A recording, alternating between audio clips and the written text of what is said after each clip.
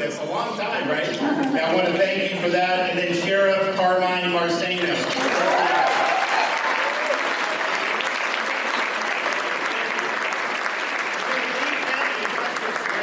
Conservative county, law and order, all these things. You got to get better conservative school board members elected. Record for domestic tourism into the state of Florida. And those numbers include, of course, people from all 50 states, but it includes a lot of politicians who believed in lockdowns and mandates, and they could restrict their own people, governors, mayors. You even had big cable news hosts who were constantly criticizing Florida for being open and not having mandates. And yet the first chance they get, they will leave their bad policies, and where do they come? You see it here. So people can say what they want and posture politically, but when it's up to what's best for you, you tend to vote with your feet. And even people like AOC, the first chance they got, they'd come down to Florida. And so, look, why not? If you look over the last 2 years, so many states and unfortunately other countries consigned the rights of the people to the graveyard. Meanwhile, Florida, we stood as freedom's vanguard. We protected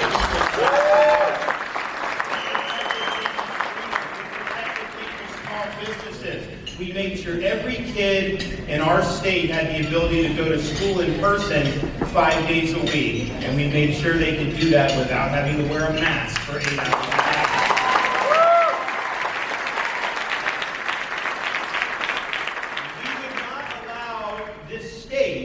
To descend into some type of Faucian dystopia where people's freedoms were curtailed and their livelihoods were destroyed. We did not allow a biomedical security state to take root. We banned vaccine passports in the state of Florida.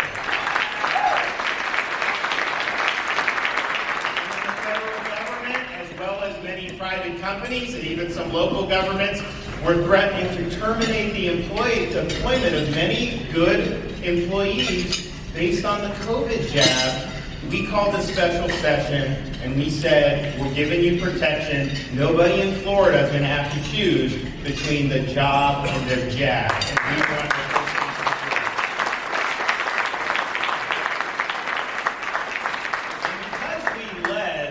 this is something that, if you look at what Biden has done since he's gotten in, it actually would have been worse if it wasn't for Florida standing on the wall and fighting back. There are actually more reports about, you'd have people like Fauci, you'd have these other medical people telling Biden, impose more mandates, impose more restrictions. They wanted to, for example, say you had to show proof of vax to travel interstate. A lot of very draconian things that were proposed. And some of Biden's advisors correctly told him, if we do that, Governor DeSantis is going to fillet us for doing that. We got to watch out. And you know what? It would have happened. We would have definitely stood in their way. So I think if you look, Florida leading the way, many of these other states that are now similar to Florida would not have done it on their own if we had not have led. So we helped not only protect our own people's freedoms, we also helped make sure that other states would follow suit. And I believe if Florida had not led the way we have over the last 2 years, I think this country would look like Canada or Australia right now.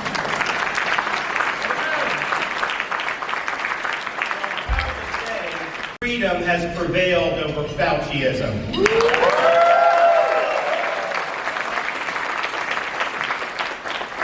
even though you see the numbers, you see people vote with their feet, you see all this stuff, you still in our country have some of this lingering COVID theater that's still out there. And understand, it is theater. It does not work. And so you look at Biden extending mask mandates on airplanes. Even the airlines are saying that this is something that's totally crazy.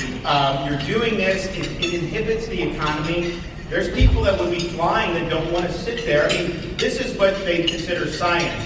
You can sit in one airplane seat, and if you don't have a mask and you're reading a magazine, then somehow you're a threat to public health. But if you're sitting right next to that person, and you just pull the mask down and fake sip on water for 2 hours, then all of a sudden, You're so safe. And so this is a total farce.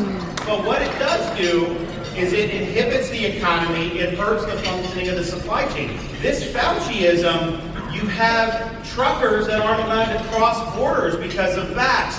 You have other positions that need to be filled that are not being filled in other states and around the world because of some of these restrictions. So it has contributed to some of the problems in our economy. And you know, Fauci, he was in the witness protection program for like 2 months. They told him because they knew how unpopular his stuff is. And then he's just peeked his head out last week. He started chirping again, saying that we may need to impose additional restrictions and mandates in the future. I can just tell you, in Florida, we will tell Fauci to go to hell.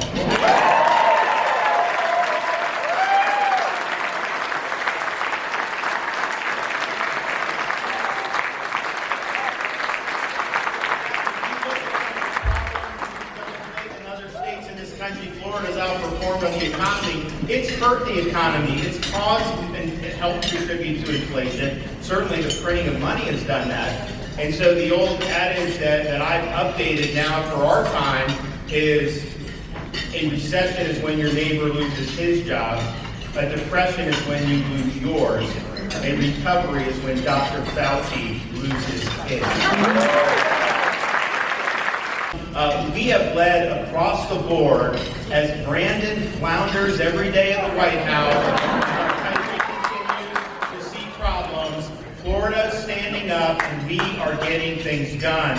Just look at the difference between how we approach the economy and our budget here in the state of Florida versus what they're doing in Washington. This amount of money that they have printed over the last couple of years has been trillions and trillions of dollars. Of course, you are going to have inflation when that happens. Biden was warned about this by Larry Summers, who's a Democrat, used to be Treasury Secretary under Bill Clinton. He said, if you go through and spend all this money and print more money, you are going to see significant inflation. That's exactly what we're seeing now. You look at what we're seeing with gas prices. One of the first things Biden did when he came in is he decided to limit production here in the United States. We were actually energy independent when Biden took office for the first time in a long time in this country. We did things like had the Keystone Pipeline going. We opened up Anwar in Alaska when I was in Congress, and we did the tax bill under President Trump. So we had the ability to do that. They're shutting it off for ideological reasons. It's causing us to be reliant on really bad countries to import more of this, and it's driving the prices through the roof. So they are causing the problems that we see. And contrast that with Florida. You know, if you look at our budget, we have 3 million more people than the state of New York does, and yet New York's budget is over twice the size of the state of Florida's budget. And yet, we have better services, we have better roads, we have higher performing K-12 education, we have the #1 ranked public university system in the United States, and we do that with no state income tax and the lowest per capita tax burden in the entire United States. If you look at what's happening across this country, Biden and his minions have bought into the idea that you should attack law enforcement, that you should release criminals onto the street, that you should have no bail, and that you should have Soros-funded prosecutors get elected and then not prosecute cases. The minute they started attacking the police in 2020, taking money out of the budget in places like Seattle and Minneapolis, crime went through the roof. That was predictable. That was something that you knew was going to happen. And even those places that have done that are scurrying to try to find money to put back in because you've seen crime go through the roof in so many places. Florida is a law and order state.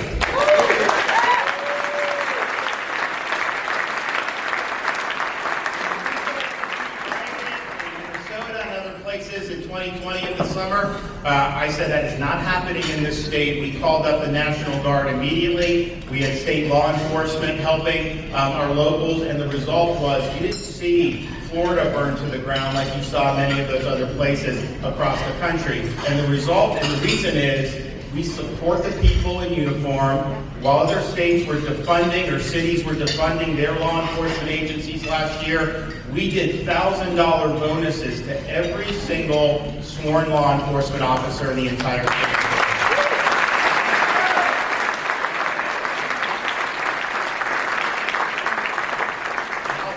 Within the next couple of weeks, I'll be signing legislation that says, you know, you have all those police officers who've been treated so poorly in places like Seattle, in places like Portland, New York, all these places. If you're qualified and you come and fill a position in Florida, we will say you get a $5,000 signing bonus. One of the other things that Biden doesn't like about Florida is that we take very seriously the issue of election integrity. And if you remember, when I became governor, people weren't talking about it as much in 2019. One of the first things I did as governor was accept the resignation of Brenda Snipes.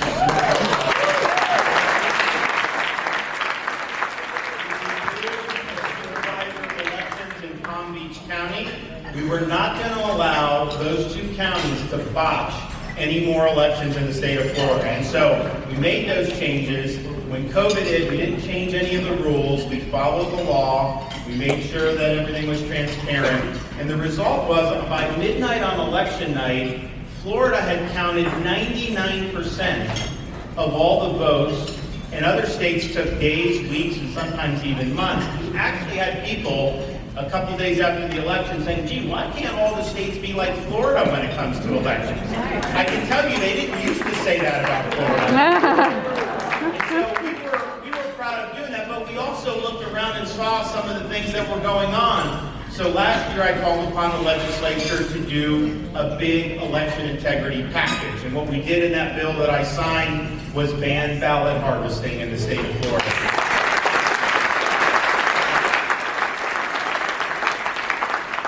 We have voter ID includes for absentee ballot requests, and we banned sending out unsolicited ballots in the mail to every Tom, Dick, and Harry like they do in California. Not allowed to do that in Florida. And maybe most importantly, we banned Zucker bucks in the state of Florida.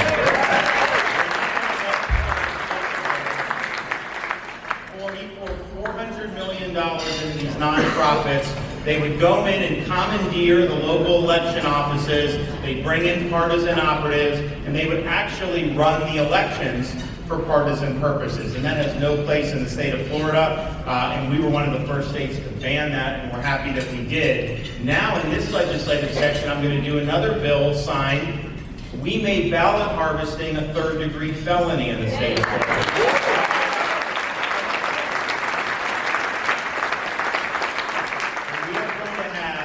The first of its kind election integrity investigative unit in state government to investigate and prosecute all violations of election laws. When Biden gave the State of the Union, he said, and I heard this before I fell asleep, but he said that we need to have a secure border. And I thought to myself, you're the one that opened the border. What are you talking about? So we have fought Biden tooth and nail on his policies regarding illegal immigration. We sent state law enforcement to the southern border to help Texas. We have filed lawsuits in federal court against Biden's catch and release policies. And I secured $12 million from the legislature so that if Biden is dumping illegal aliens in the state of Florida, I am rerouting them to Delaware.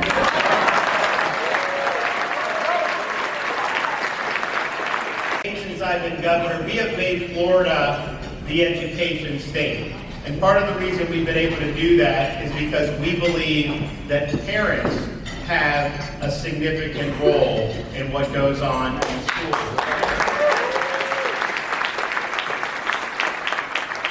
We need parents to be involved because they have the best interests of their kids at heart. What we want in the state of Florida is for kids to be able to access an education, not to be subject to indoctrination. And because we believe in education rather than indoctrination, we have banned CRT in our education.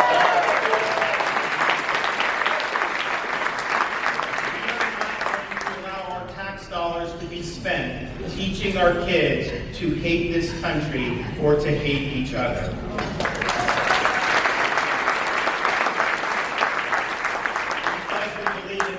Rights. I will very soon be signing legislation to make sure that particularly none of our young students, are going to be subjected to things like transgenderism in a kindergarten.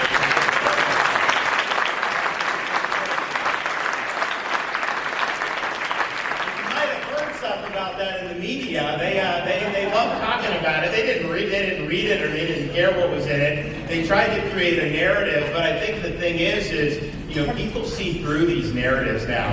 And so we went out, people say, oh, the media's going crazy, NBC, CNN, they're all going out, they're trashing Florida, they're attacking you. You even have these big corporations like Disney that are coming in and doing it. You got to watch out, it's a tough thing.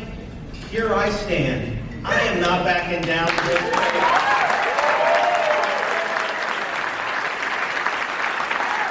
We also, as we stand with parents, we also stand for the truth. And that means last year I signed legislation protecting the integrity of women's athletics. It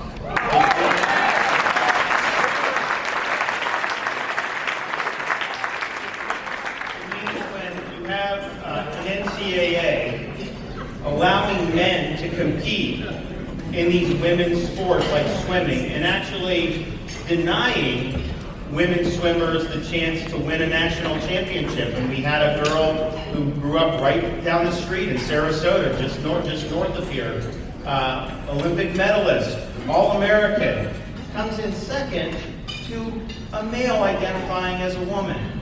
And that is destroying the concept of women's athletics.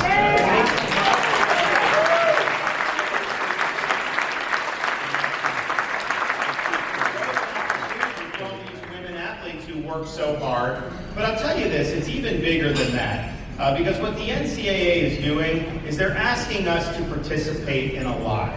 They're asking us to accept this fraud that they're perpetrating on the general public. We are not going to accept that.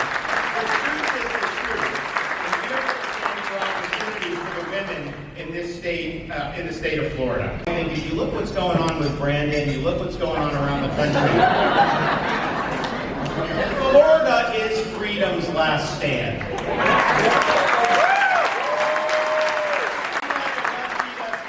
I don't know where we're going to go to because we already have a lot of refugees coming from Washington State and New York and Michigan and all these other places. So we have to take a stand, and the stakes are very high. When I ran for first time I ran for office was 2012, I'd never run before, running for Congress, and I ran largely to oppose the administration of Barack Obama. And I even prior to that, not connected to me running, but I had actually written a book that about a dozen people have read. Actually, they go for a lot of money on eBay now. I was not getting those royalties back in 2011, but nevertheless. But I laid out why what he was trying to do and what the left was trying to do was fundamentally antithetical to the founding principles of this country. And I believe that, what I wrote, and I think those were big issues, and I stand by that, and I'm glad I got in the fight. But at the same time, I look back at 2012 and the threats we faced then, it seems almost quaint in comparison to what we're facing now.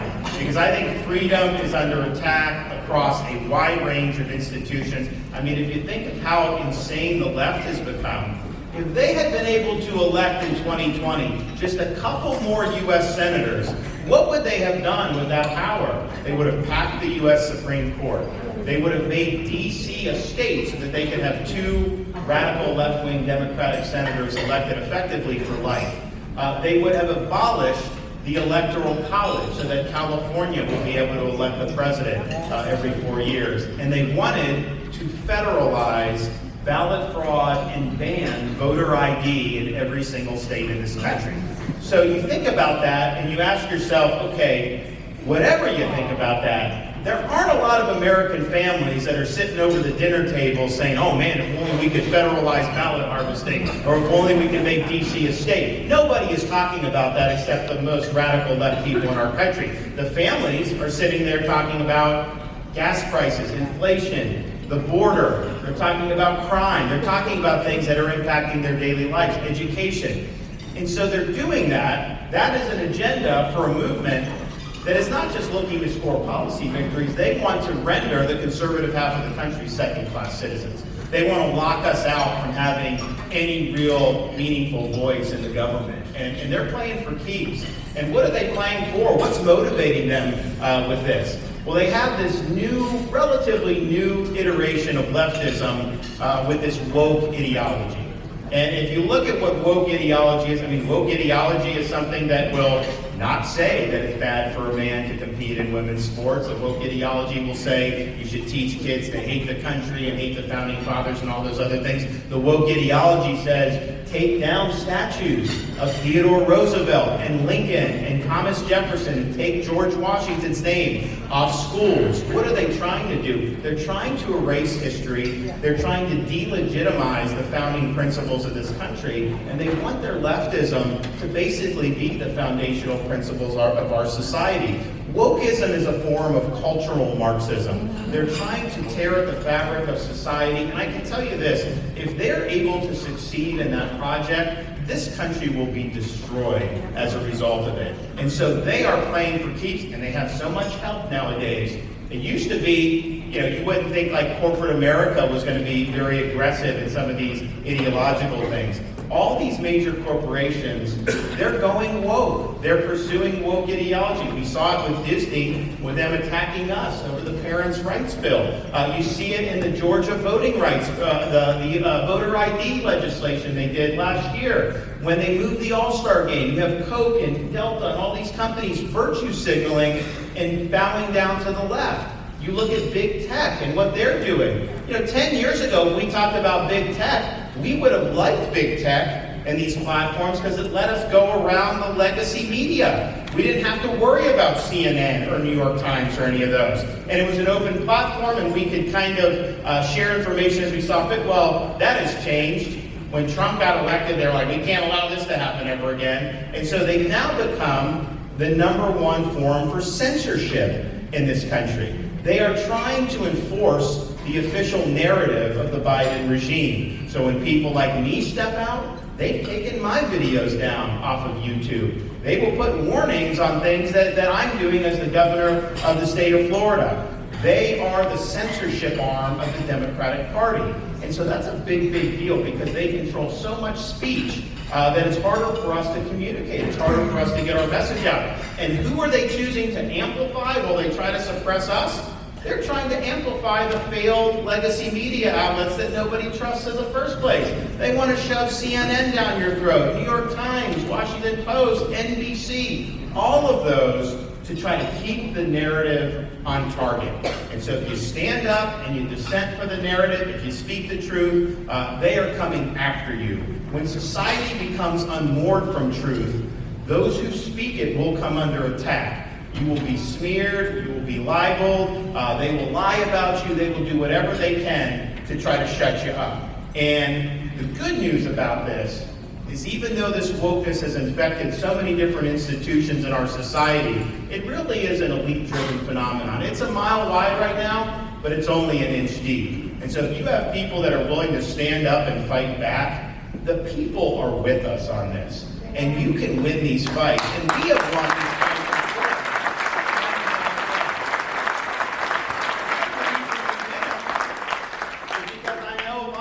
Standing for truth, and I'm out there standing for what's right. I know that there's a reservoir of patriots throughout this state that are going to have my back. And the good news is there's more and more of those people every single day in this state. When I got elected governor, there were almost 300,000 more registered Democrats than Republicans in the state of Florida. Today, we are on the cusp of having 100,000 more Republicans.